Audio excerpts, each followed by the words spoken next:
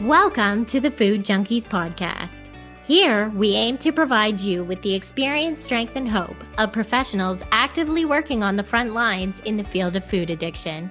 The purpose of our show is to educate you, the listener, and increase overall awareness about food addiction as a disease with abstinence as the solution. Here, we talk about all things recovery. Most importantly, how to thrive rather than just survive. So stay positive, make a change for yourself, tell others about your change, and hopefully the message will spread. Welcome to the Food Junkies Podcast. On today's episode, we have Robb Wolf. Robb Wolf is a former research biochemist and a two-time New York Times, Wall Street Journal best-selling author of The Paleo Solution and Wired to Eat. I highly recommend reading Wired to Eat. He and co-author Diana Rodgers recently released their newest book, Sacred Cow, which explains why well-raised meat is good for us and good for the planet. Robb has transformed the lives of hundreds of thousands of people around the world via his top-ranked iTunes podcast, books, and seminars. He's known for his direct approach and ability to distill and synthesize information to make the complicated stuff easier to understand. Some interesting tidbits about Mr. Wolf. Robb co-founded the first and fourth CrossFit affiliate gyms in the world. He holds a brown belt in Brazilian Jiu-Jitsu, is a former California State powerlifting champion, and is part of the Discovery Channel's I Caveman series. Robb took down a 650-pound elk with an atlatl. That's a hand-thrown spear. In today's episode, we hear Robb's story. We learn about the 4 pillars of health. We talk about food addiction, and yes, he believes food addiction is real. We talk about helping clients abstain from trigger foods, his thoughts on cheat days, and the concept of having a healthy relationship with food. We talk about neuroregulation of appetite and volume addiction. We talk about the importance of minerals, specifically electrolytes. We talk about dairy and whether it's something we should abstain from. Robb tells us what he does daily for his health, and you're not going to want to miss how he answers the signature question. Welcome, Robb. All right, Robb, we're just going to jump right in. We're so glad to have you here today. Can you share your story about what got you interested in working in the health and nutrition space? Kind of what was your aha moment that food was essential to health?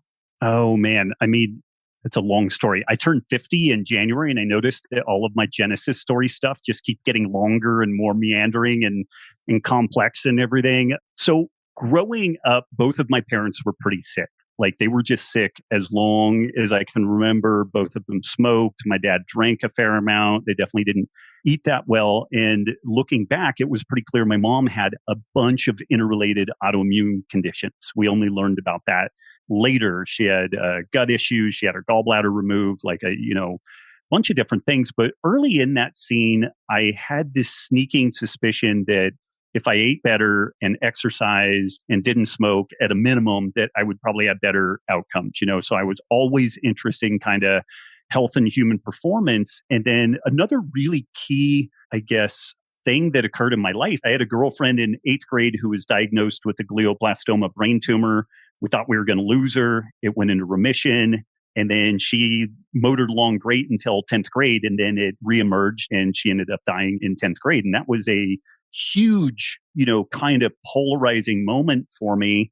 In the back of my head, I was always thinking like, I want to do something in this kind of cancer space. And I wasn't sure if I wanted to be a doctor. I wasn't sure if I wanted to be a researcher, but I found myself ultimately tinkering with nutrition a lot. I was a California State powerlifting champion. I got into like martial arts and kickboxing and jiu-jitsu and stuff like that. So I've always been interested in performance and eventually found myself in a research position. I did an undergrad in biochemistry, was looking at either medical school or a PhD track in autoimmunity and cancer research, and found myself very, very sick. I had ulcerative colitis so bad that, the only real option on the table was surgery. I'm about 165 pounds. I'm 5'9", 165 pounds. At the low ebb of my ulcerative colitis, I was 125, 130 pounds. So if you imagine 30 pounds less of me, it was terrible. And I was eating as much food as I could. It was just, I wasn't absorbing anything. And I was eating a low-fat vegan diet at the time. And I don't think that was the whole story, but it was a lot of it. I was living in Seattle. I had not seen the sun in years. I was trying to live off of 3 hours of sleep a night. I had my vitamin D levels checked then, and it was 12. Like I was barely above rickets, I mean, so that type of eating was definitely not a good fit for me. But it also, in fairness, I was doing nothing right. I mean, nothing, no meditation, no stress mitigation, no circadian entrainment, not going outside and getting sun because of my graduate work. I would be up before the sun came up and in the lab. And then I was home after the sun went down. And so I just had like lab light all day. And that's not good for growing living things. It's really not. So it was around this time, this was 1998, that I, in a moment of desperation, this idea of low carb, ancestral, really a paleo type diet got on my radar. And I started researching that, found some information from two main people, Lauren Cordain and Arthur Devaney, who had done some research in this area. And a lot of what they talked about was like gut-related depression. I was in therapy at this time because what they characterized as moderate depression, but really was pretty severe depression. I mean, it was just like racking. It was just bad. It was very, very bad. And so I was pretty sick, pretty much a mess. This idea of a 180-degree change in the way I was eating was kind of presented to me. And I did it. And for me, it was just life-changing, literally saved my life, this kind of lower carb, paleo type diet. Issues that I had had my whole life, like even some dyslexia where like words would kind of swim around on a page. Like it wasn't until I was in my 20s, I was in junior college, that I became aware that I had dyslexia. Like I had this conversation with one of the instructors and I was like, don't words always swim around the page? She's like, we're going to go get some cognitive testing on you. And they're like, oh, you're dyslexic. But if you dig around in dyslexia and look at gluten sensitivity, there's some really high linkage with that stuff. So like I figured out that I don't do that well on a lot of carbs. I'm terribly, sensitive and reactive to gluten. Fiber doesn't even do that well for me. Like I can have a little bit of salad, not a lot of salad. I do more like meat and fruits, a little bit of seeds. But it definitely changed my life. And it did it in such a profound way that I really didn't want to do medical school. And when I looked at the research opportunities then, there was nothing like the Metabolic Health Society out there then. Like there wasn't a Dom D'Agostino that you could go get a PhD track and start doing this stuff. There was very, very little available there. So I wasn't sure what I was going to do. I was still doing bench level research in that cancer and autoimmunity world. Not super satisfying, but I was casting around on the internet and I found this weird workout called CrossFit. And this was around 2001. And I showed my friend Dave Warner, who's a retired Navy SEAL, this thing. He's like, we should start doing that. Let's clear out my garage and start working out together. And it was maybe 4 months later that we had 15 people training with us. And I was applying the nutrition that I knew at that time and was learning, and these kind of cool functional workouts. And I reached out to Greg and Lauren Glassman, the founders of CrossFit. And I was like, hey, we're doing this thing. We want to open a gym. We want to call it CrossFit. Can we do that? And they're like, yes, do it. There wasn't a contract. There wasn't anything. They just said, open a gym. And that was the first CrossFit affiliate gym, CrossFit North. And then I had a chance to move out of Seattle back to Northern California and open what was then the fourth CrossFit affiliate gym, NorCal Strength and Conditioning. And that was kind of my genesis story. Like I ran a brick and mortar gym for the better part of 10 years, traveled all around the world giving seminars on nutrition and circadian biology and gut health and all this stuff. Did some work with Naval Special Warfare and the Navy SEALs, all kinds of police, military, fire, but really have gravitated towards people who are sick, like people who have run the full gauntlet of traditional medicine.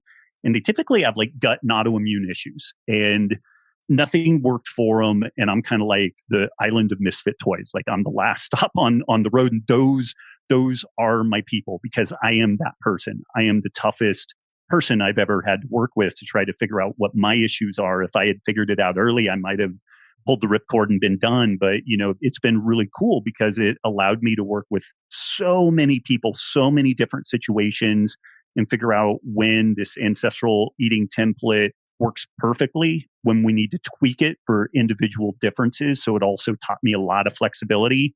15 years ago, I thought a one-size-fits-all approach was a real thing. Now I know that that's a farce, that we can use things as a beginning template, because if I start talking about mTOR and autophagy and, neuroregulation of appetite on day one, people are gone, and rightfully so. They're like, you're insane. I want nothing to do with, and I'm out of here. But also what ends up happening, I notice in this health and nutrition space, is people take these simple models and then they write them into stone and it becomes religious dogma. And then there's absolutely no allowing for the fact that people have individual needs and differences, both physiological, psychological, sociological, the whole gamut. And so I'm really luckiest person alive to be able to do what I've done and have the experiences that I did. I feel like I'm pretty good at what I do now. Like I've got 20 years of doing this. And because of the breadth and depth of doing it, like I feel good as a practitioner now being able to do that stuff. And that wasn't much longer than 15 minutes. So I guess it wasn't that long to see how I told you, like given the list of questions you have, there's no way we're getting this done in less than like 5 hours. So yeah. No, that's perfectly okay. I loved your book, Wired to Eat. Like I was just like underline, and like direct quote. I mean, the way that you write speaks to me. I think it's just kind of like that no nonsense. Like I'm very much like into Jocko Willink and some of those other folks that, that kind of like grit. Little tough love. Yeah, exactly. My brain likes that. And so, in that you talk about these 4 pillars of health that I think you started to figure out for yourself. And so I'm wondering, will you kind of talk to our listeners about what those 4 pillars of health are and what makes it so difficult for people to manage them in this like helpful, healthy way? Yeah. I mean, you talk about in the book, you talk about the struggles and that kind of thing. Will you kind of share a little bit about that? Yeah, you laid that out better than I'm going to answer. I guarantee you that. But the 4 pillars are food, sleep, and within sleep, it's all of circadian biology, like being outside, light on our skin, vitamin D, that whole thing, movement, and then community. And the community part is not just the people around us, but it's our gut microbiome and the soil biome. And, so I'm a lumper, not a splitter. Like most people would have put that into 15 different categories. But I'm like, no, it's all the same. It's all the same stuff. So I kind of lump it all together. And, the real challenge, and you don't need to go back to caveman times to have this. Like we only need to go back, early 19th century. Like the light bulb was not quite invented yet. It certainly wasn't ubiquitous. We didn't have modern industrial scale farming. We did not have a government subsidized junk food system that was tied into the media system. The bulk of the food that people ate was raised within 150 miles of where they live.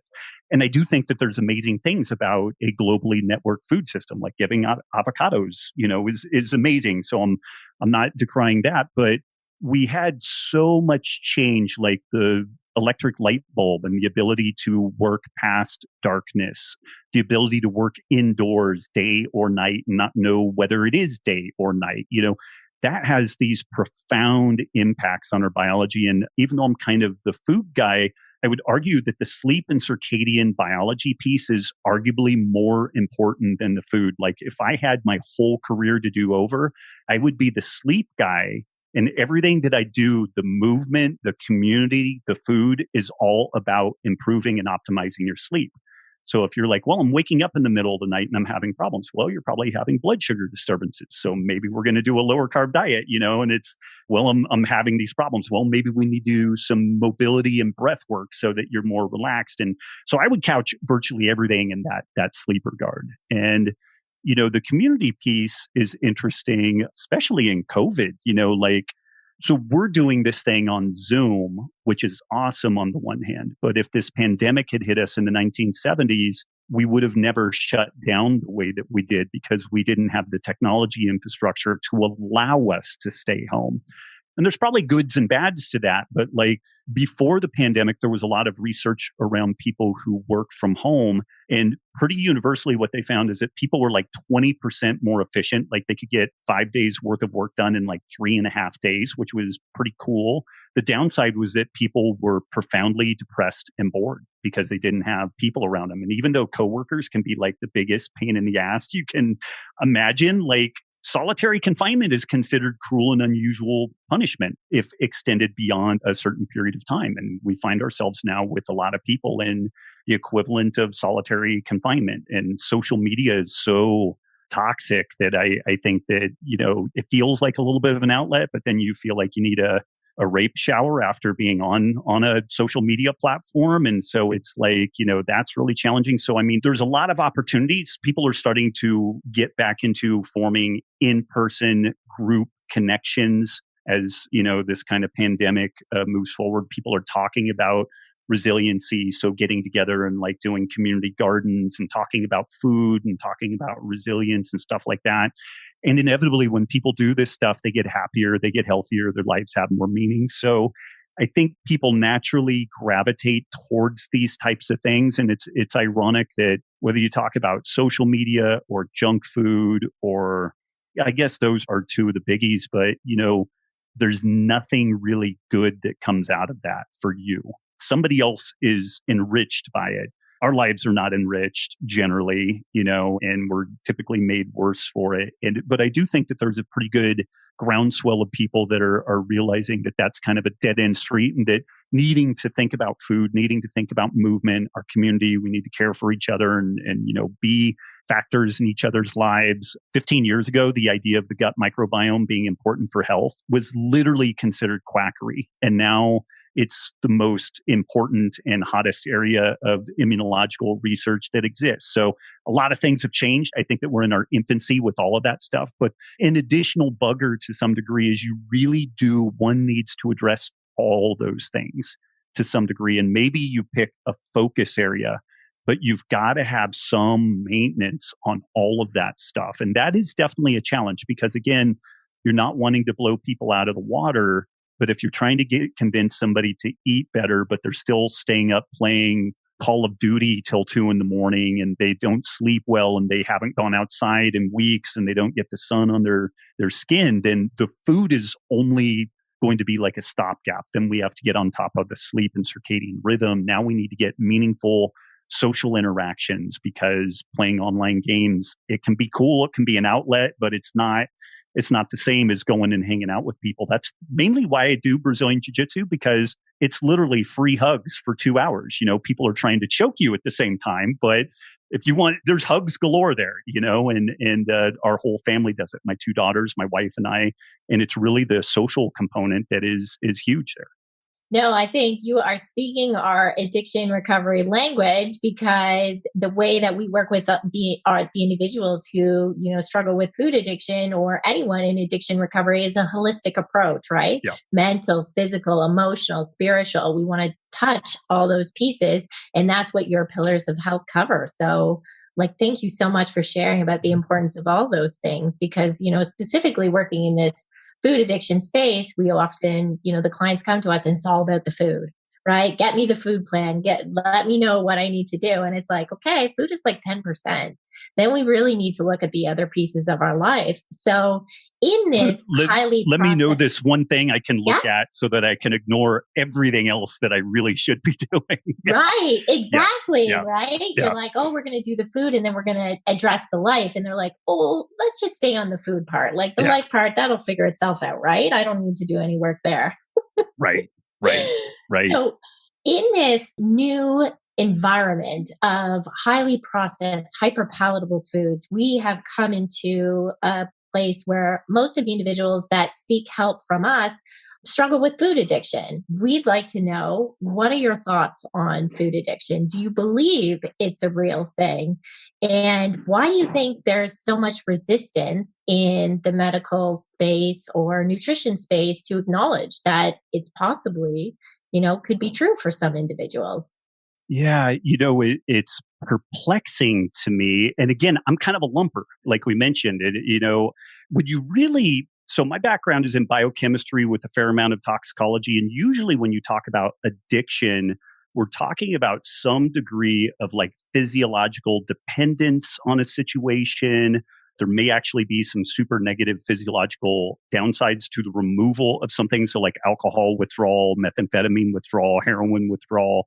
So in that regard, it doesn't fully tick all the boxes. But then when you think about the behavioral drive, the tendency to do things that are obviously counterproductive to the welfare of the individual, of people that they love, of the ability to rationally mitigate. So it doesn't tick boxes in the kind of physiological biochemical side super nicely, although I would say like dopamine and neurotransmitters are absolutely going on there, but it absolutely ticks a lot of the like sociological and psychological boxes. So for me, I don't really get why there's this pissing match around it. And at the end of the day, it so negatively impacts folks' lives. And it's, if we think about societal costs like cardiovascular disease, heart disease, and kind of diabetes related issues, the Congressional Budget Office in 2004 had a projection that we will be bankrupt by 2035 due to diabetes related issues. And maybe some of that's food addiction. Maybe some of it's just, I don't know, poor access, food deserts, the list go on and on and on. But it seems to make sense to me that let's just find strategies that work to help people live better, healthier lives. And if this thing nests 60% under a category that feels okay calling it addiction, then cool. And if we don't have overt physiological changes consistent with like methamphetamine withdrawal, okay, we don't tick that box. So it's not a perfect fit, but these models are virtually never perfect anyway. Not everybody gets to do an Isaac Newton or an Albert Einstein and have a model that like transforms the universe and, ticks every box in there. And I think that that's where work like what y'all are doing is so powerful because, we have to figure out what the issue is or an issue to even start kind of painting the person into a corner. It's like, okay, if you want to do something, then we kind of need to understand what the parameters of this are. And then is there a desire to do something different? Yeah, there is. Okay, well, we got to understand our situation and then we can start building some strategies for how we get ourselves out of this predicament. And if we don't have to some degree a name for it, I think that that's really challenging. And that can be challenging too. Like my mom had a lot of health issues, and I think that she came to identify with those health issues. I think there was almost an anxiety on her part that if she got healthy, like I wouldn't take an interest in her life anymore because, we so bonded in trying to figure out her health issues. There was this kind of codependent thing there. And well, what will exist if she's healthy then? And it's like, well, walks and travel and, going to Glacier National Park and stuff like that, but it can be scary. Like folks can clearly develop an identity around illness and that can be a hard thing to shake.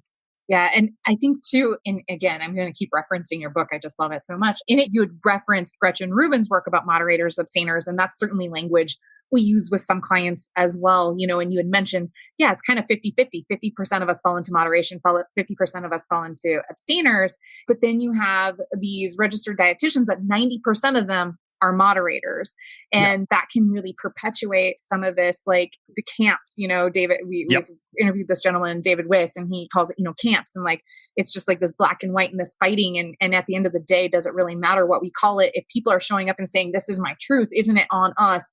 I mean, I'm a licensed mental health and licensed addiction counselor. Clarissa's a registered social worker. Like isn't it on us then to say, like, how do we help you? And everything I'm hearing from you, like, it sounds like you try to show up the same way for people. Just meet them where they're at. This is their truth. Yeah. This is what I'm trying to do. So, can you talk a little bit about that? Like the dogma, like what does that get us? Like what is the drive behind that? What's the motivation behind that for people who don't understand that they're hearing dogma, right? Because it's just been so normalized for them. Like, can you kind of help us sift through that for our clients so that we can help them abstain from some of these trigger foods that registered dietitians are saying, no, you should have the cupcake for breakfast, or go ahead and have that stevia in your whatever. And we're saying, wait a minute. History says this doesn't work for you. Maybe we should abstain from that. Can you help us with that? Yeah, this is so some of what we've talked about, I feel pretty confident from like an evidence-based medicine perspective. Like I could pull citations and build a case around. This is pure opinion. So people can take that or leave it. But I would be hard pressed to defend this in like an evidence-based way. This is purely observational. But what I've noticed out of the registered dietetics camp is that there is this profound anxiety around limiting food options and that this is going to lead into disordered eating. That absolutely happens. That it absolutely happens. It's terrible. It can be life-altering. It can be life-ending. Clearly, you get into an anorexia or bulimia type of scenario. And what I'm going to say next is going to sound horrible, but it's where I am. And so people can hate me or they can meet me where I am. But the challenges that face Western civilization is not going to be decided around people who have, like anorexia, bulimia. What is going to potentially tank the economy of Western civilization is the eating patterns that are consistent with this modern industrial food system. And so, yes, there is an area that people need to focus on that. Yes, we need to be careful with certain populations. And I think that this is where licensed healthcare counselors who specialize in those areas we should have a triage process, and we should be grabbing those people and getting them. They should not be listening to me at all. They shouldn't be anywhere near my website. That is not the appropriate message for those people. But for the vast majority of people, if we're going to affect the most global change in the stuff that I think is going to work the most for people, there is just a reality that if moderation worked, you probably figured that out already because it's been sold, it's been tried. It's like if you've tried being this sprint athlete and you're the last person to finish the race every single time, and then you start training a little bit for longer distance and you start winning races, you're like, oh, I'm kind of slow twitch and I've got really good lung capacity. And you find the methodology that works for you. And so I think moderation has, if people haven't succeeded with moderation, then you're probably an abstainer. And within that abstinence deal, I've found that there's even nuance within this. And I've talked to Gretchen about this stuff, sweet stuff. I'm kind of every once in a while, something's pretty good, like a good cherry cheesecake or something. It's like, oh yeah, I'll probably have some of that. But I have never met a plate of nachos I didn't like, salty, crunchy.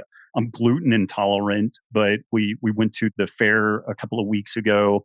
My kids have never had a corn dog. Fortunately, they don't seem to be reactive to gluten, even though we don't really eat it that much. But I got them a corn dog and they were like, Dad, this is amazing. And I was literally drooling on myself. I never miss anything gluten containing, but I was like, God damn, that corn dog looks good, but I'm just not going to take that bullet. But it's that kind of sweet, salty umami all in one form. So a corn dog, nachos. I'm trying to think of something else. Pizza.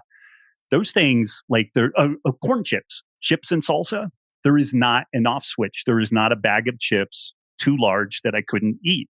So we could have chocolate in the house. We could have some birthday cake. And I just don't care. I'm totally unmotivated for that. I can moderate that stuff. I cannot moderate chips. I can't moderate nachos. I can't, so even within this moderator abstainer thing, I think that people find, and you said it, there's trigger foods that are just if I really want that, then I'll go have it at a restaurant and I have it. Every once in a while, we'll go to Mexican food and I'm like, it's nacho day today. I had a rough jujitsu workout. I'll go ahead and do it. But I don't have it at home. I don't have it in the house because I will go in and fix it all and I will eat it all. I just know that. So I create at least that additional little speed bump that, I need to leave the house, go procure it somewhere else, recognize that it's going to give me horrible gut ache for a day or two. And it's like, okay, I will remember that for another couple of months. And there you go. And I'm not sure if I entirely addressed all that stuff, but, I think it is vastly more injurious to assume that everybody needs to be a moderator, particularly when we look at the thing that is cratering our healthcare system is this diabetes, over consuming of food. That is the thing that we really have to get on top of. Yeah, no, I think you did a really great job of explaining, there are definitely moderators, there are definitely abstainers, but even within the moderators, there may be foods that they need to abstain from. And within the abstainers, there may be things that they can actually moderate. It's something, and this is what we work with our clients on. There's a lot of fear often around sweet potatoes or parsnips or, what I mean? Those starchier vegetables can become a fear zone. And so then we have to work with our clients to let's actually let's kick the tires on it and see. Let's actually see what happens. So thank you so much. And that just reminds me of you're always talking about am I willing to deal with the outcomes or the consequences of my choice of putting this food in my mouth? So that, that definitely, for sure. Thank you. Absolutely. Yeah. So kind of along those lines, I'm wondering, I've heard you speak about cheat days and the relationship with food. I'm wondering if you can share your perspective on this and how these ideas can hinder someone's health in the long run. Yeah. So I'm definitely in a minority on this. And I've had some people very cranky with me. They think that I'm mean or insensitive. And I may be wrong in this. This is a position that I have. And 20 years from now, 10 years from now, I may look back and say that I'm wrong, but the position that I'm at with, say, like, I need a healthy relationship with food is born of the last 20 years of seeing people navigate this environment. And what I've noticed is that the people that will make this proclamation, I'm trying to get a healthy relationship with food, they never get there. Like, they're so focused on this nebulous thing. I'm a little bit of a math geek and so there's pi, there's the center of a circle. They've calculated pi out to like 1 trillion decimal points or something. Like, it just keeps going and going. You can always get a little bit closer to the center. And this is kind of, in my head, the best analogy that I have for this process. You never really get there if the focus is having a good relationship with food. What I found was that was a distraction. It was this way to just undermine your progress. But if we decide that we understand that I eat food, there are consequences to the food I eat, alpha, omega, done. Like, that's it. And then we decide what are the outcomes that I want. And then we couch everything around that.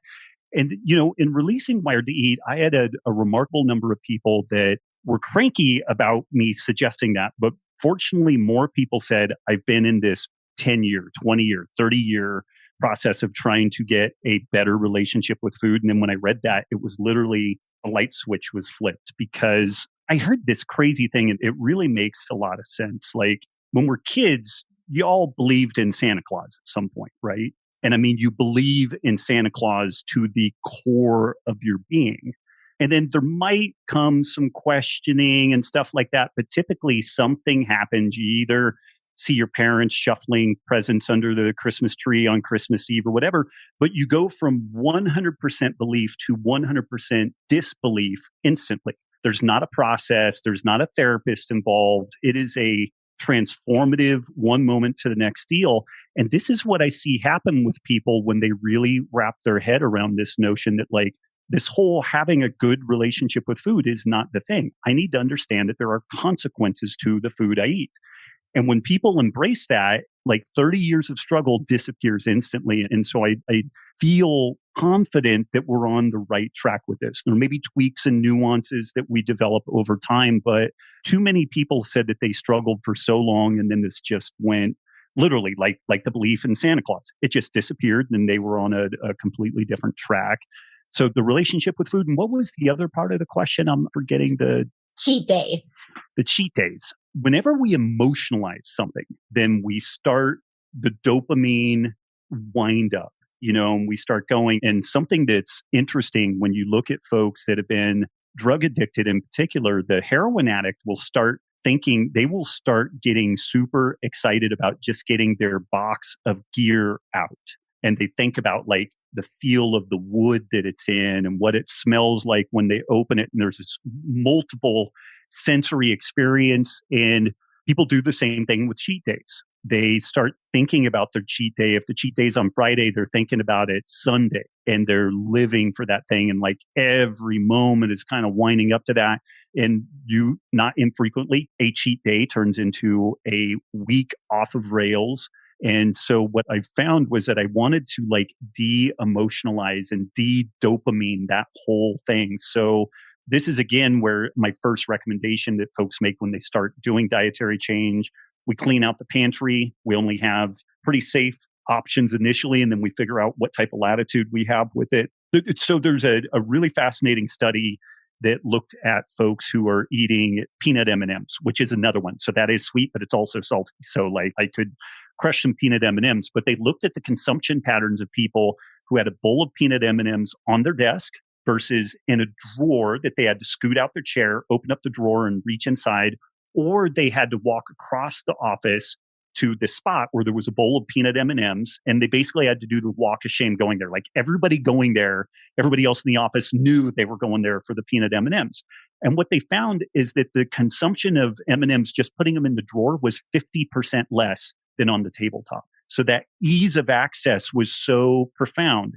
And then it was like 95% less if you had to get up, walk across the room, and also suffer the hazing of people. And also the researchers figured out that they had to take the bowl away about 15 minutes before work ended, because people would just run by there as they were on their way out the door and like scarf handfuls of that stuff. So the cheat day thing, the proximity, the ease of access, like all of that just is dangerous. It's frankly dangerous. So I see it being problematic from the kind of dopamine windup of anticipating it, having that stuff on hand. Most people hit decision fatigue by like noon any given day. If you have kids, if you have a job, you've made all the decisions that you were physiologically capable of making for a day and you did it in like 4 hours.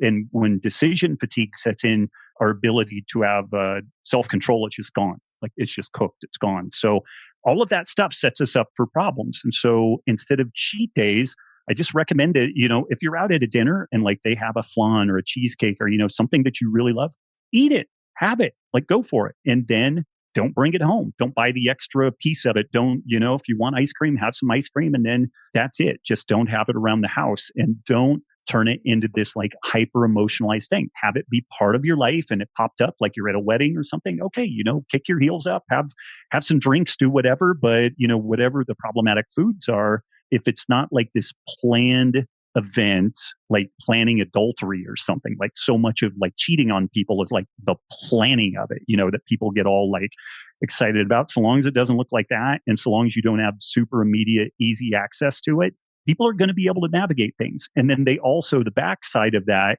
is if they're like, well, if I'm out somewhere and I'm having a good dinner and I want to do this thing, then you do it. And then there's not the additional psychological thing of I'm never going to have XYZ again. It's like, no, that's not necessarily the case. Let's just stack the deck in your favor so it doesn't become this kind of crippling process. Yeah. And that's certainly the same information I give to my clients who are like harmful users.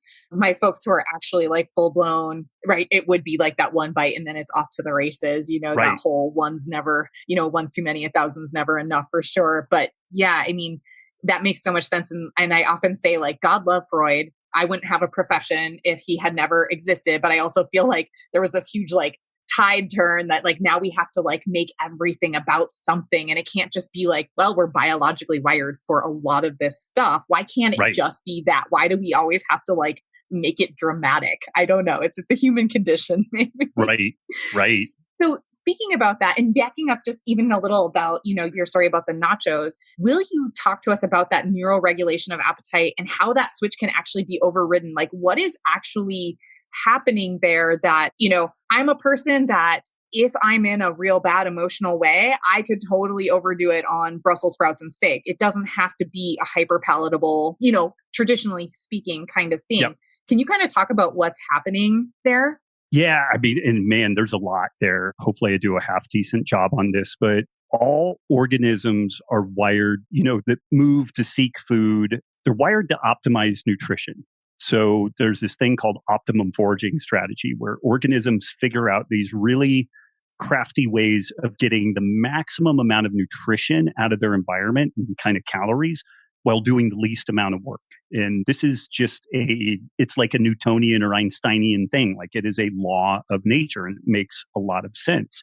With technology and modern conveniences, we can produce literally a virtually infinite amount of food, infinite flavor options. And in the book, I point out example, Adam Rickman, Man vs. Food. And he does this kitchen sink ice cream sundae challenge where he starts eating this 8-pound ice cream sundae. And it's got everything in it. And they literally serve it in a kitchen sink. And he gets maybe a fifth of the way through the thing. And he starts like kind of gagging. He turns green. And so we also experience something called pallet fatigue, where we get bored of any given thing that we're eating. And there's great evolutionary wiring for this. Blueberries are great, but if you ate enough blueberries, they could potentially be toxic. Steak is great, but if you overeat protein, like once you go past about 40% for too long, you get protein toxicity. So we have these dueling banjos of optimum foraging strategy, trying to get as much, out of our environment as we can while doing as little as we can.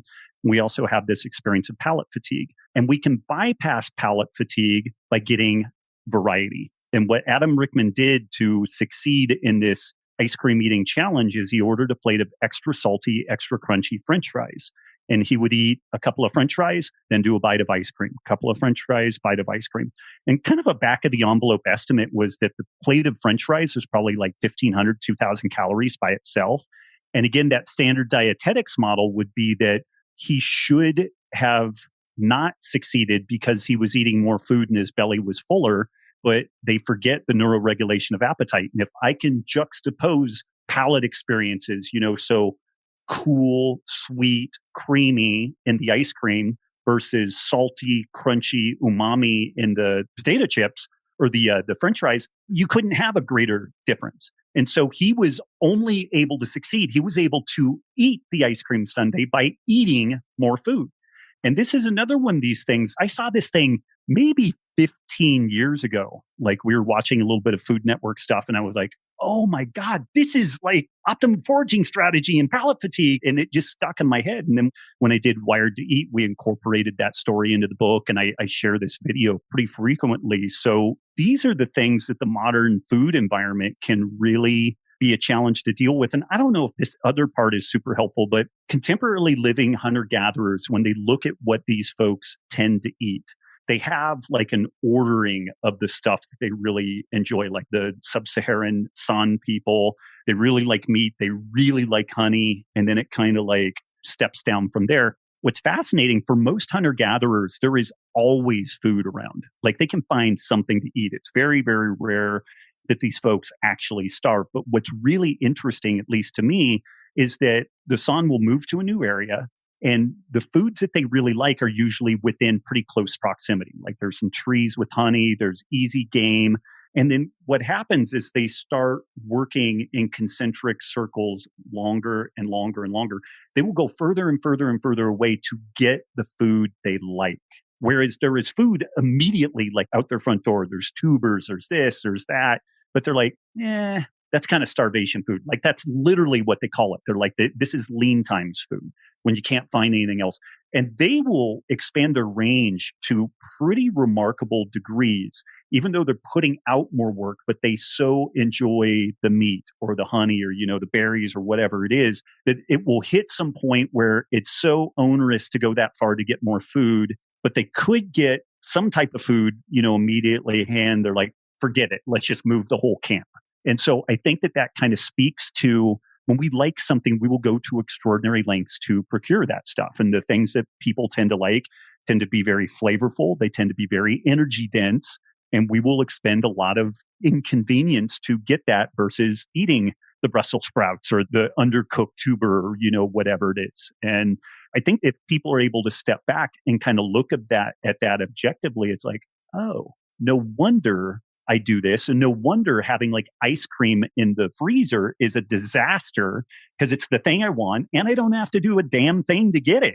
Yeah, I think having that, super calorie dense and hyper palatable food is so accessible has created, this diabesity. It's like all access 24 hours a day to all these different foods that are flavored specifically by scientists in labs that know how the brain works and know how to get you to, I bet you can't eat just one, right? It's kind of like that, those addictive like tactics, like they know we can't control ourselves when we start to consume these foods. So what are the potato chips that are shaped like a saddle? Are those Doritos? Ruffles? Or Lay's potato chips, right? Yeah. Like they're in a can.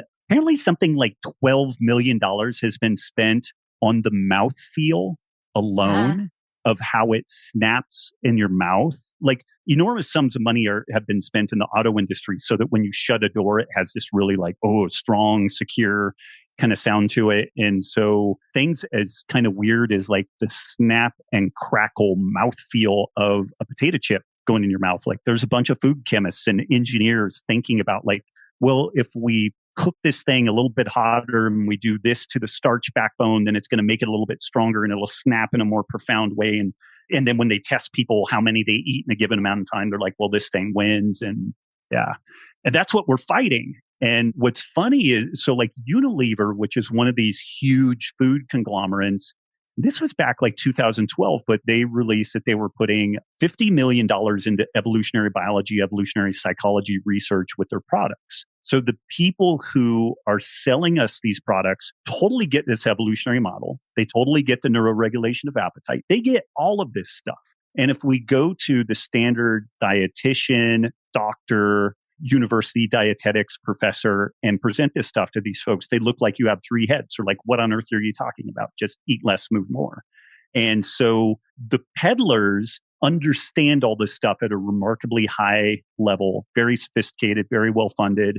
And then our gatekeepers know almost nothing about it. So like, this is like trying to fight a fight with your hands behind your back and you're blindfolded and the person has a baseball bat. Like this is why we collectively have a lot of job security, because no matter how good we are at this stuff, like we're never gonna fix it all. But it also speaks to kind of what we're up against. And even as people understand that, like pre-pandemic breakfast cereal sales had decreased for the first time in, like 50 years or something like that, on a per capita basis. So some of this low carb message is getting out there. Sugared sodas consumption had decreased markedly. So I think some of this stuff gets out there eventually, but it's a long slog and we don't have yet that many great friends in academia with this stuff.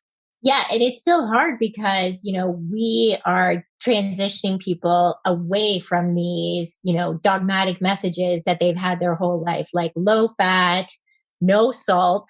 And this is something you specifically speak to. And sodium has been demonized. And it is very hard for us to work with our clients to say, okay, now you are not eating processed foods because they're eating whole foods and you need salt because they're like, no, my doctor said blood pressure, kidney problems, heart, like, no, I've been getting this message my whole life. Like, I don't need to add salt to anything. Our body has salt. Like, can you explain to our audience why individuals who are going to like a low carb or keto food plan, why salt is so necessary and why it's like one of the only minerals that's maybe necessary? Yeah, it's funny. It is the only nutrient that we have a sense of taste for. So like if you crunch up B vitamins, they will taste like something, but it tastes awful. If you taste magnesium citrate, like it'll kind of taste like something, sweet, salty, sour, umami.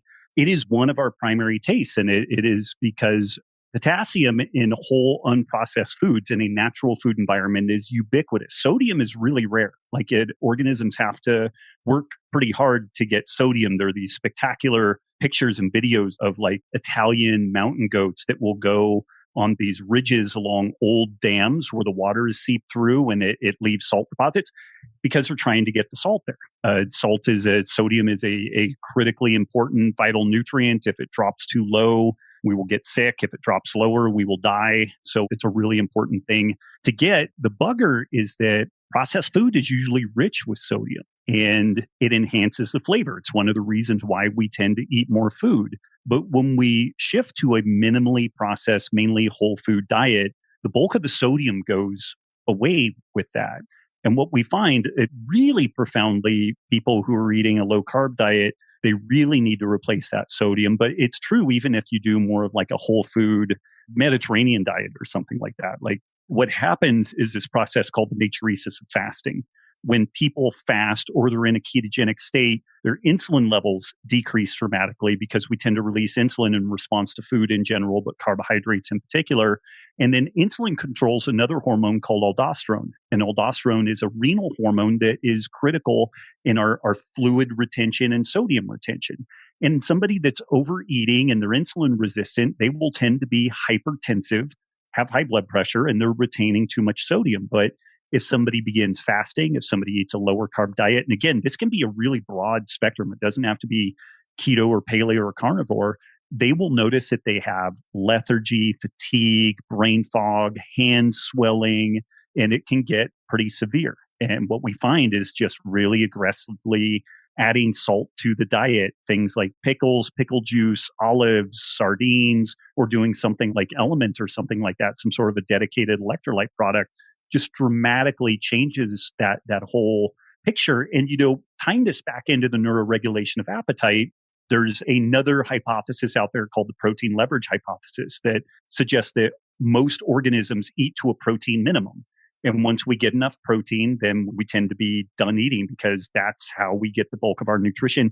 And this is true for like cows and horses, ruminants, omnivorous animals. Apparently, predatory animals don't really have a protein leverage thing going on because all they eat is other critters. I just became aware of that recently. But sodium is a really important piece of this story because typically protein-rich foods also tend to be relatively sodium-rich foods. So there's this concept in, neuroregulation of appetite circles called sodium appetite, where we are eating towards kind of a sodium minimum. And if we tend to eat sodium adequately, you will also notice that you tend to have less hunger. And this is where we've noticed folks, whether it's pickle juice or olives or what have you. And also you find like the good air fuel mixture, like some people do better on more carbs, some people do better on low carbs.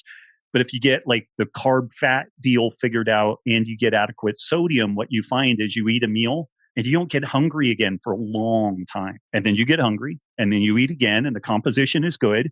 And then you don't get hungry again for a long time. And a lot of people find that they're like 2 meals and a snack. And it's very, very difficult to overeat because the food is satiating. It tends to be rather bulky. So, it just kind of fills you up. And then because you feel satisfied for so long, because the sodium and protein needs are addressed, you're not grazing all day, which is, another way that you tend to avoid the overeating piece. So the sodium is just important in so many different areas like breastfeeding and some medical conditions like POTS, postural orthostatic tachycardia syndrome, where people get lightheaded going from seated to standing. They're really well versed in this need for sodium, but we've had really great feedback from some folks like that.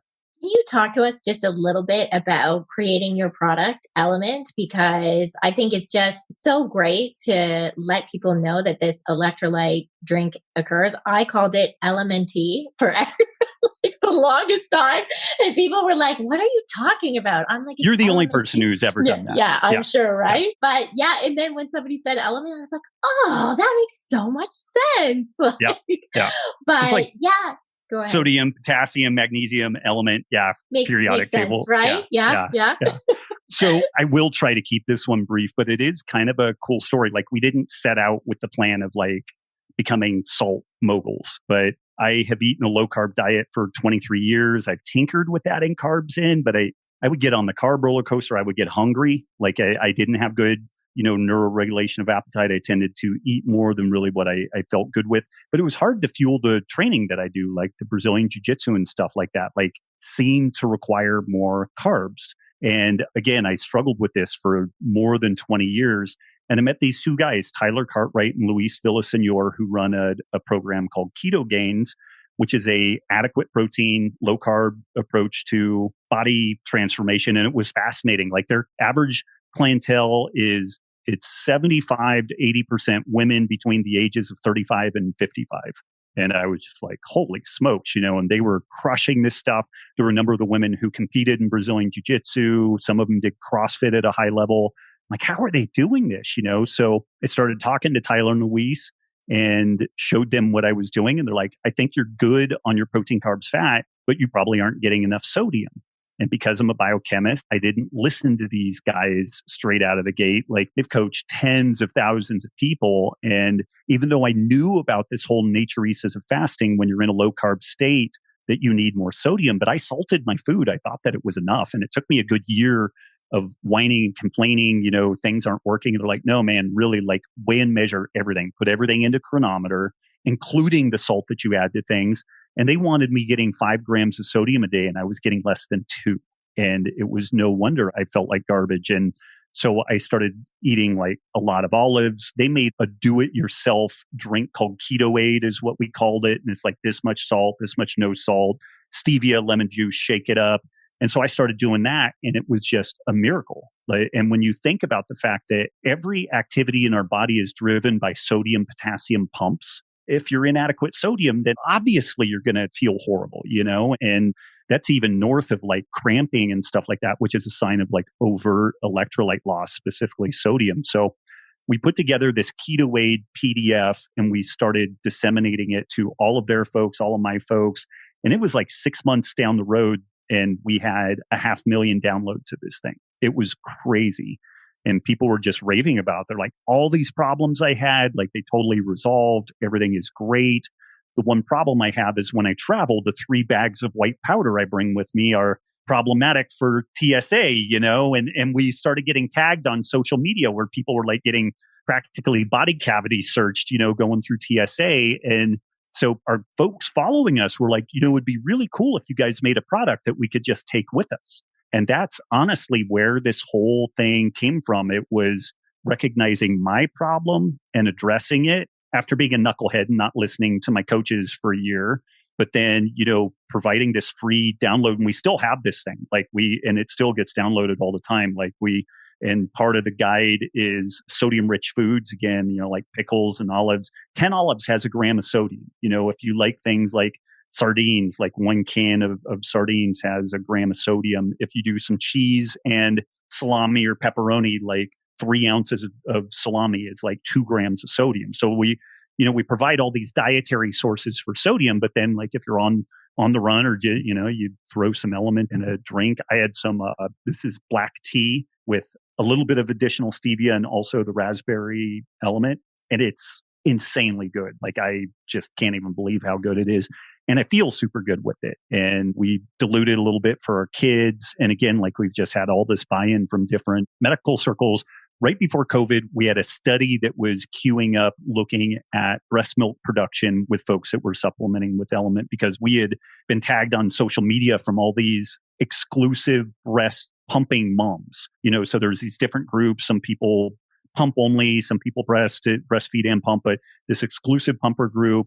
And one of the gals used Element and she showed like this bottle, tiny amount of milk the day before, and then literally like 4 bottles of milk the next day. And I got in and started researching. I'm like, oh, it totally makes sense. Like if you just drink fluid, that's not going to drive through the breast tissue. You need sodium is the driver that brings the fluid and the nutrients through the breast tissue. So you need water and electrolytes for that stuff to work. So it's grown like crazy, very, very fortunate. And again, I've tried to do all kinds of crazy things. Like we had a medical risk assessment program that we rolled out with the city of Reno, and it saved the city $22 million with a 33-to-1 return on investment. And I've done work with the Chickasaw Nation doing similar stuff. Like I've tried to do all these really big things, and it's been cool. Haven't really got traction on any of that. And then selling people salt that they put in their beverage has gone like wildfire, and it's just crazy, but very grateful for it. And at the end of the day, it really does seem to help people. We see a lot of folks that are in the discovering that the neuroregulation of appetite is a really important thing. They find that adequate sodium intake is a huge, like non-negotiable piece of this whole thing. So it's great to hear feedback from folks like you that are like in the trenches of a process like that, getting some benefit for your folks.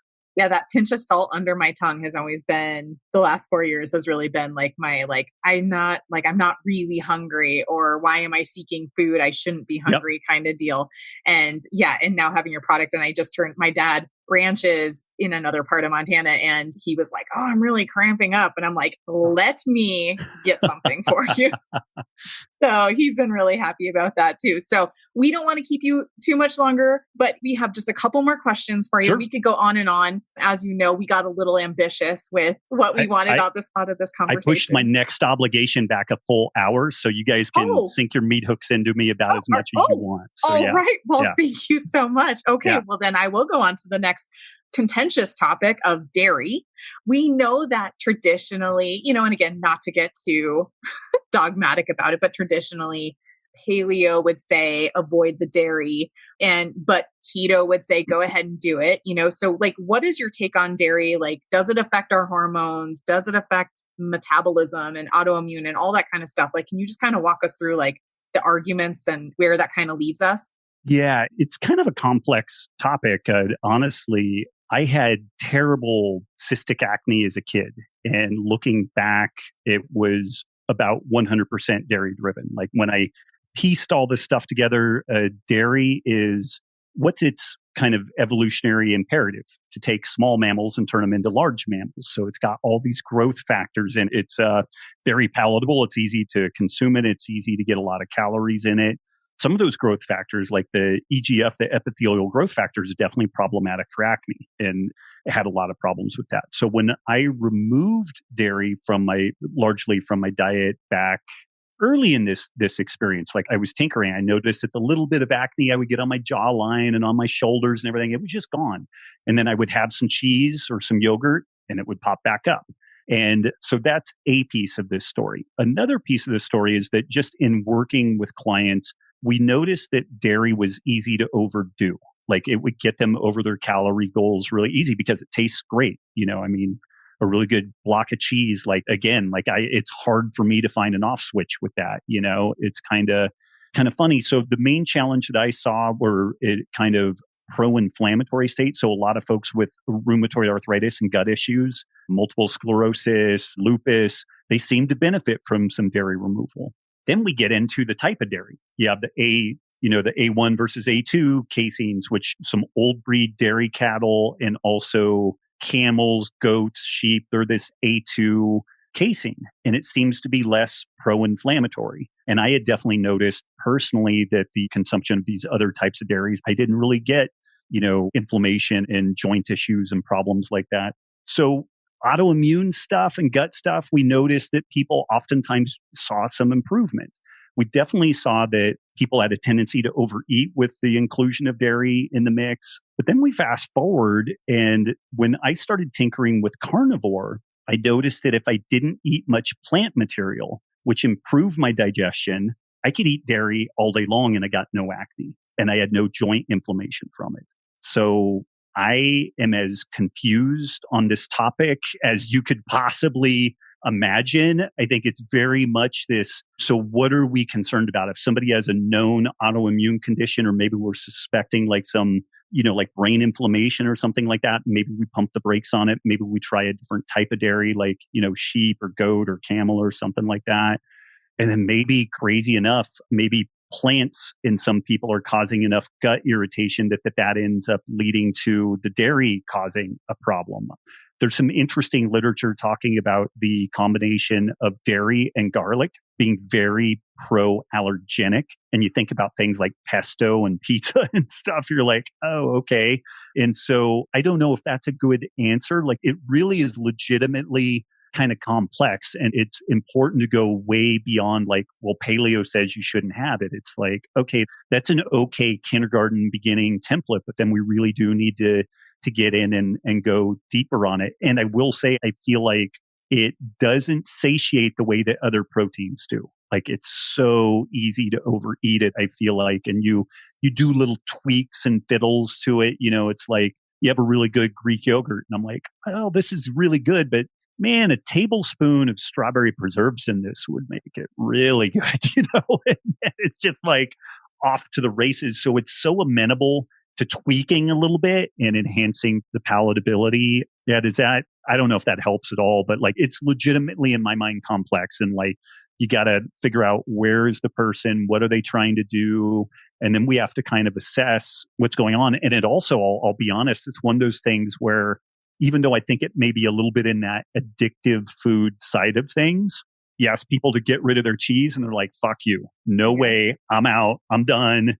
Like you add buy-in, and then you're suggesting removing the cheese and they're like, I'm done. So it's also one of those things I think as practitioners, people need to be a little bit careful with. Like maybe it's not the optimum thing, but it might also be the thing that causes this person to be an ex-client, not a current client. So I think you have to be really careful with it. Yeah, I think you painted the picture clear as mud for us, which is exactly what we intended, I think, too, because it is such a contentious topic. And it's just like the egg thing. Eat the eggs, don't eat the eggs. Bacon, eat the egg. Right. It's the same with the dairy. And this is where I really appreciate your personalized nutrition approach, as far as like just meet the client where they are. Like, does it work for them? Does it not work for them? Is it causing issues or is it not? Is there an addiction quality or characteristic here or not? Yeah. And just kind of seeing where it goes from there. So thank you for answering that. Sure.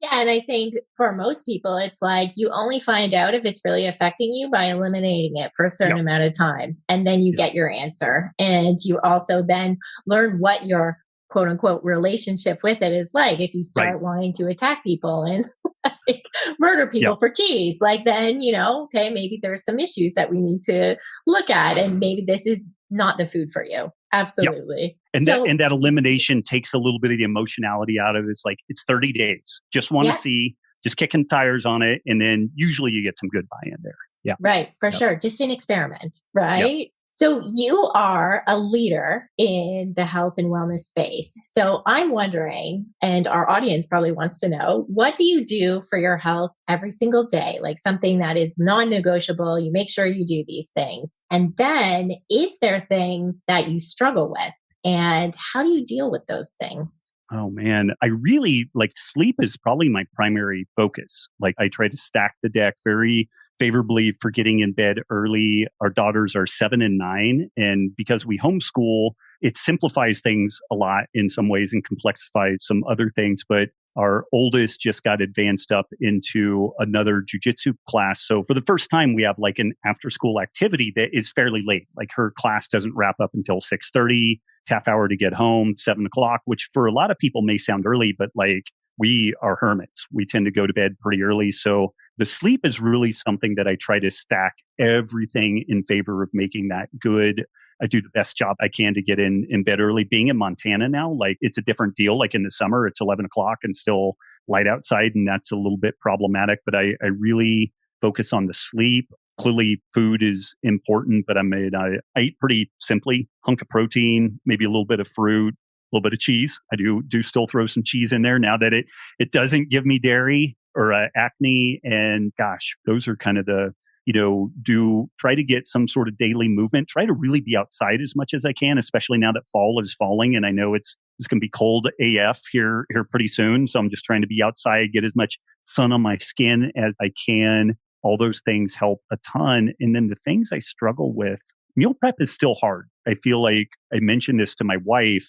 We get through school, we do some exercise, we do jujitsu, and then it's like, oh God, we got to feed ourselves, And fortunately, the kids are pretty adaptable. Like I make a pretty kick-ass chicken soup, but we can't eat chicken soup every single night. Like I will burn out on that. And so the food prep is a legit challenge. Like if we won the lottery, I would hire a private chef to come in like 3 days a week and prep 2 days of food and have it all queued up and ready. And that would be like, I would prefer that over like a house cleaner or anything. Like just having help on meal prep would be huge. So I would say we definitely struggle on the meal prep side of things still. And I'm pretty handy in the kitchen. My wife is good with that stuff, but you just run out of time. And this circles back around, I think, to why are convenient, hyperpalatable foods so appealing? Because like it doesn't take any damn time. The cleanup is easy.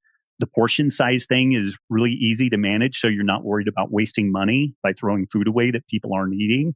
So like I've been talking to Nikki about that. Like I've had a greater appreciation for the challenges, particularly for folks with kids, because at some point you just run out of time in the day. And no matter how quick you try to like throw together some burgers or something like that, there's still just time. And then you just nuked your kitchen again. And so you got to clean the kitchen and, try to stay on top of all that stuff. So I would say meal prep is definitely something that we struggle with. And I have much more empathy on that front than what I've perhaps had in the past. Yeah. You're like recapping my entire evening last night where it was like 2:00 and I'm like, oh my God, I have to feed children again. What do I do? It's like, oh, chicken out of the freezer, texting my husband, hey, when you get home, the whole thing. And I mean, I don't think I've heard a realer answer yet, like what you still struggle with. And it's just like, like you said, you're 50, you've got kids, you've been doing this most of your life and it's still a difficult thing to plan and prep and get all the things done. So that leads us to kind of our final question for you.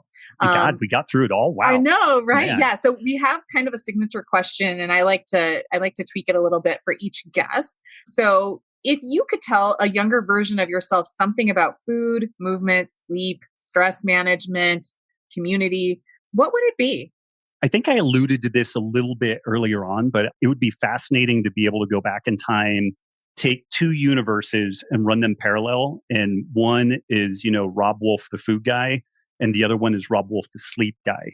And I would be really interested to know where my careers would go and what type of impact I would ultimately have, because I think that if I could couch everything in terms of sleep, you're not immediately in that like shit fight of the diet wars, paleo versus vegan versus this versus that, but then a little bit of the challenge here is I would say it's only been maybe the last 5 years that pushing sleep and circadian biology has become a little bit mainstream. So it may have been way too early to do that, but I'm kind of fascinated by that idea. And it may be something that I just shift more towards, because I really do think, when we think about like appetite control, when we think about behavior mod, like if you're sleep deprived, you're done. Like you are done. You already lost the fight, and you think about people with shift work, single parents, young kids, like all of that, like the deck is so stacked against you, but there's some really important mitigating things you can do. Wearing blue blockers in the evening, getting blackout curtains, taking a cool shower before bed. Doesn't have to be bone chilling cold, but, just get your body cool, slide into the covers and, fall asleep, maybe use a little bit of melatonin occasionally and stuff like that. I'd be really interested to know how my impact would have gone if it had all been couched in terms of sleep. And then we could talk about food. It's like, well, I still have all this gas and bloating and it's hard to fall asleep. Okay, well, we need to modify our food, and I have these blood sugar swings, and especially today with trackers, like Oura rings and stuff like that. It's like, well, your HRV score sucks and it looks like your blood sugar is peaking here, so we need a lower carb diet. And then it's kind of like, hey, it's your body telling me this. It's not my fault. And so it like de-emotionalizes it. I'm not the bad guy coming to them, telling them they needed to do something different. And I think as people start sleeping better, it's easier to make dietary shifts. Like a lot of that kind of addictive behavior. A good friend of mine, Kirk Parsley, and he would be great for y'all to have on. He's a retired Navy SEAL and he's also a sleep expert. He made the point that like ADHD, the symptoms of ADHD and sleep deprivation are indistinguishable. And so there was a high school in Austin that pushed its start time back 1 hour.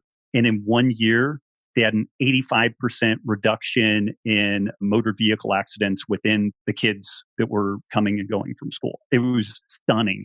And like they're all like, there was like a 70% reduction in like kids going to detention and this and that. It was, our kids are just fucking chronically sleep deprived, like horribly so. And at a period of their life where they're going through puberty, they haven't like fully figured out all the social affect of like being able to keep your shit together when you're tired and everything. And so, yeah, I wonder what my world would be like and what the impact would be if I had more sleep. There's so much rich, fertile ground there. And I think sometimes it's the only people that I get real pushback from on the sleep topic are the type A corporate exec hard chargers where they're like, I'll sleep when I'm dead. Sleep is for the weak. And then the cool thing about that, though, there's so much data on like computer engineers where they have these programs that track how many lines of code people write in a given period of time and what their error rate is when they need to go back and fix it. And it's crystal clear, like people benefit more from going to bed and sleeping than they do staying up and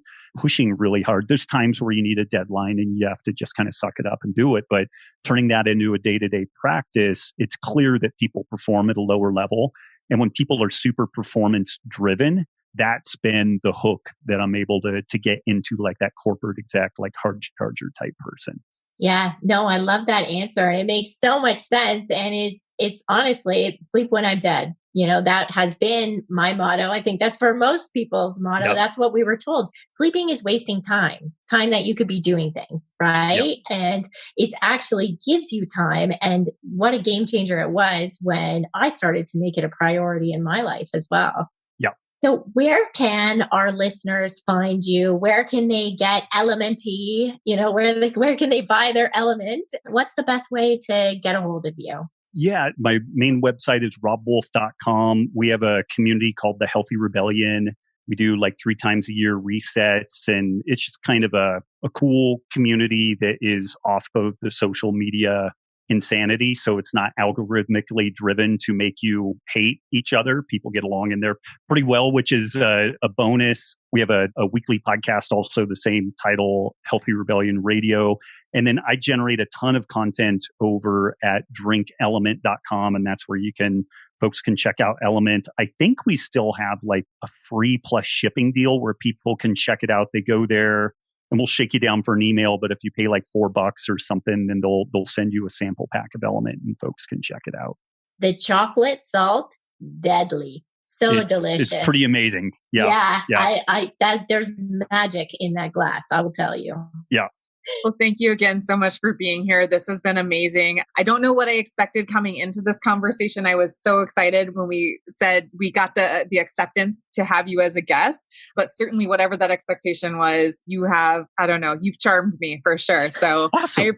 Thank you. I appreciate your time so much. Not to brown nose too much, but when I read the list of questions, I told Elizabeth, this is going to be the funnest podcast I do all year. And it was. So thank you. Yeah. This is by a mile the most fun I've had. We talked a little protein, carbs, fat, but we got to talk about a lot of other stuff and it was really fun. And I really think at the end of the day, information isn't what's hindering people. Like having supportive, interactive coaches and professionals like y'all, this is what folks need. Like there are some people that pick up a diet book and figure it out, but the vast majority of people need help. They need support. They need a community because community is one of the 4 pillars of being a human and it's indispensable. So the work y'all are doing is just amazing. And this podcast is amazing. And clearly you put a stunning amount of thought into asking the questions. Like my most favorite people in the world are not the answer people. It's the questions that people ask. And y'all asked amazing questions. And it's just huge honor being on the show. Oh, thanks so much, Rob. So much. Yeah. Well, we will let you get probably some food in you and move on to your next appointment of the day. We appreciate it so much. Thank you again. And please let us know if there's anything we can do to help you out. Will do. Take care. Thanks for joining us this week on Food Junkies, Recovery from Food Addiction. Make sure to join our Facebook group, Sugar Free for Life support group, I'm Sweet Enough. You can subscribe to our show in iTunes or Stitchers. That way you'll never miss an episode. While you're at it, if you found value in this show, we'd appreciate a rating on iTunes. Or if you'd simply tell a friend about the show, that would help us out too. Don't forget to pick up your copy of Dr. Tarman's book, Food Junkies, which is available on Amazon. If you have any additional questions, both Molly and Clarissa are food addiction professionals and work one-on-one with clients. You can find their websites and email addresses in the show notes. Be sure to tune in every Friday when our new episodes drop. As Vera loves to say, the power is ours.